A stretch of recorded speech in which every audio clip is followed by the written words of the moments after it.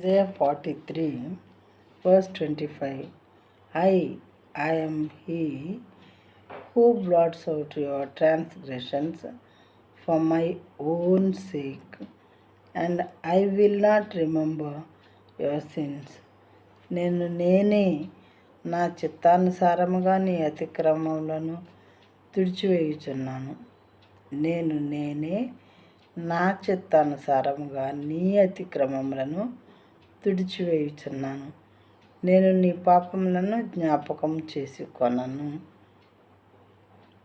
దేవుడు ఆయనకి ఇష్టమైనటువంటి పని చేయటానికి మరి అది ఏదైనా కానీ మరి ఆయన దేవుడు అనేవాడు మంచి చేస్తారు కనుక మరి ఆకాశం నందు భూమి యందు భూమి మీద ఉన్నటువంటి సముద్రంలో మహాసముద్రంలో యందు ఆయనకి ఇష్టమైనవన్నీ జరిగించేవాడు. అందుకని చెప్పి నేనే నా చిత్తానుసారంగా నాకు ఇష్టమైన రీతిగా నీ అతిక్రమములను తుడిచివేస్తున్నాను అని చెప్తున్నారన్నమాట. అయితే ఎవరు అతిక్రమములైనా తుడిచివేయాలి, పాపము నుండి వాళ్ళని పరిశుద్ధపరచాలి మరి అని దేవుడు ప్రేమిస్తే అలా చేస్తూ ఉంటారంట. ఆయనకి ఇష్టమైనది చేస్తూ ఉంటారు.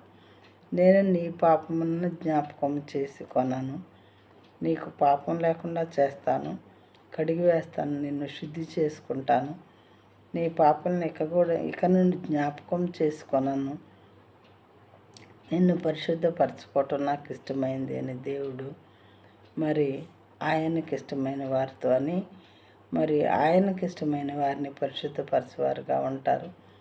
ఆయన దగ్గరికి వాళ్ళు వచ్చినా రాకపోయినా కూడా మరి వాళ్ళని రక్షించడానికి ఆయన ఇష్టపడుతూ ఉన్నారు.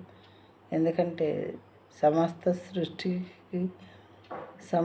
సృష్టికి కారణభూతుడైనటువంటి ఈ దేవుడు ఆయనకి ఇష్టమైనటువంటి ప్రతి పని చేయటానికి ఆయన మరి సార్వభౌముడు కాబట్టి తనకి ఇష్టమైనట్లు చేస్తూ ఉంటారన్నమాట.